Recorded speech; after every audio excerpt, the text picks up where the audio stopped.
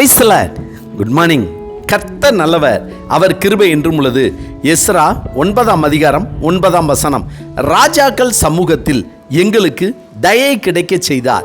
Ezra 9ஆம் அதிகாரம் 9ஆம் வசனம். இந்த ஆண்டிற்குள் நம்மை அழைத்து வந்த தேவன் கடந்த 4 மாதங்கள் நம்மை சேதமின்றி காப்பாற்றினார். நாம் கடந்து வந்த பாதைகள் முட்களாக, கல்லுக்கள் நிறைந்ததாக, வனாந்தர வாழ்க்கையாக, நாம் எதிர்பார்த்த காரியங்கள் நிறைவேறாத நாட்களாக, நம்மை வேதனைப்படுத்தும்படியான சூழ்நிலைகள் நம்மை சூழ்ந்திருந்த போதும் நமக்கு நம்பிக்கையையும் விசுவாசத்தையும் கொடுத்து புதிய மாதத்தை, புதிய நாளை காணவும், நமக்கு முன்குறிக்கப்பட்ட ஆசீர்வாதங்களை பெற்றுக்கொள்ளவும் நாம் கடந்து வரும்படியாக இந்த மாதத்திற்குள் அழைத்து வந்த தேவனுக்கு நாம் நம்முடைய துதிகன மகிமையை முழு இருதயத்தோடு நன்றி பலிகளை செலுத்துவோம். இந்த மாதம் 1ஆம் நாள் அதிகாலை வேளையில் கர்த்தர் நம்மோடு பேச விரும்புவது என்னவென்றால், கர்த்தருடைய சமூகத்தில் நம்மை தாழ்த்தி நம்முடைய பாதையை அவருக்கு நேராய் செவ்வை பண்ணி நம்மை அவருக்கு அவருடைய சித்தத்திற்கு ஒப்பு கொடுக்கும் போது அவர் நம்முடைய இடிந்து போன, பாழாய் போன, எதிர்பார்த்திருக்கிற காரியங்கள் நடக்காமல் துவண்டு போன நம்முடைய இருதயத்தை மறுபடியும் புதுப்பிக்கும்படியாக கட்டளையிடுவார்.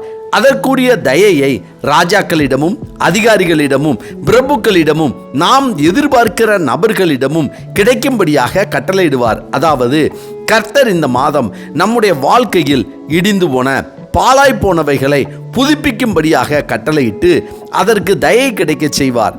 நாங்கள் அடிமைகளாய் இருந்தோம், ஆனாலும் எங்கள் அடிமைத்தனத்திலே எங்கள் தேவன் எங்களை கைவிடாமல் எங்களுக்கு உயிர் கொடுக்கவும், நாங்கள் எங்கள் தேவனுடைய ஆலயத்தை எடுப்பித்து பாழாய்ப்போன அதை புதுப்பிக்கும்படியும், எங்களுக்கு யூதாவிலும் எருசலேமிலும் ஒரு வேலியை கட்டளையிடும்படிக்கும் பெர்சியாவின் ராஜாக்கள் சமூகத்தில் எங்களுக்கு தயை கிடைக்க செய்தார் என்று எஸ்ரா சொல்கிறார். ஆம், எருசலேமின் ஆலயம் இடிக்கப்பட்டது, அது பாழா போய் கிடக்கிறது என்றவுடன் எஸ்ரா தன் வஸ்திரங்களை கிழித்து கொண்டு தாழ விழுந்து முழங்கால் படியிட்டு கைகளை தேவனுக்கு நேராக விரித்து அழுது புலம்பி விண்ணப்பித்தார், ஜெபித்தார்.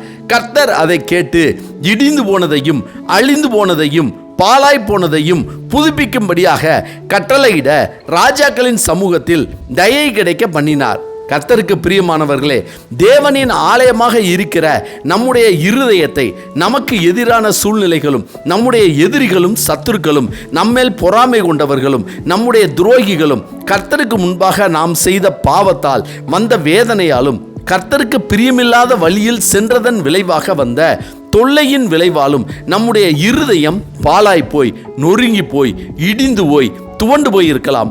ஆனால் இடிந்து போனதையும் பாழாய் போனதையும் துவண்டு போனதையும் ஆறுதல் படுத்த, புதுப்பிக்க, மீண்டும் கட்ட நம் தேவனால் கூடும். நம் இருதயத்தை சமாதானமாக, சந்தோஷமாக வைத்திருக்கவும், அதற்குரிய தேவைகள் சந்திக்கும்படியான தயவையும் கட்டளையிட கர்த்தரால் கூடும். கர்த்தரால் அழைக்கப்பட்டு, அவரால் தெரிந்து கொள்ளப்பட்டு, அவருக்கு பிரியமாய் வாழ்ந்த ஆபிரகாமுக்கு கர்த்தர் தம்முடைய தயவை காட்டினார். மோசேக்கு தம்முடைய தயவை காட்டினார், வெளிப்படுத்தினார். கிதியோனுக்கு கர்த்தர் தம்முடைய தயவை காட்டினார். அன்னாளுக்கு கர்த்தர் தம்முடைய தயவை காட்டினார். தாவீதுக்கு கர்த்தர் தம்முடைய தயவை காட்டினார்.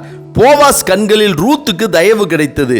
தாவீதின் கண்களில் யோனத்தானின் மகன் மேபிபோதேசுக்கு தயை கிடைத்தது. நெகேமியாவுக்கும் எஸ்தருக்கும் ராஜாவின் கண்களில் தயவு கிடைத்தது. கர்த்தருக்கு பிரியமானவர்களே, நாமும் கர்த்தருக்கு பிரியமாய் அவருடைய வழியில் அவர் சத்தத்துக்கு செவி கொடுத்து அதன்படி வாழ்ந்தோமானால் கர்த்தர் நம்முடைய இருதயம் சமாதானம் அடையும்படியாக, மகிழ்ச்சி அடையும்படியாக ராஜாக்கள், பிரபுக்கள், அதிகாரிகள் மட்டுமல்ல, நம்முடைய சத்துருக்களின் கண்களிலும் நமக்கு தயை கிடைக்க கட்டளையிடுவார்.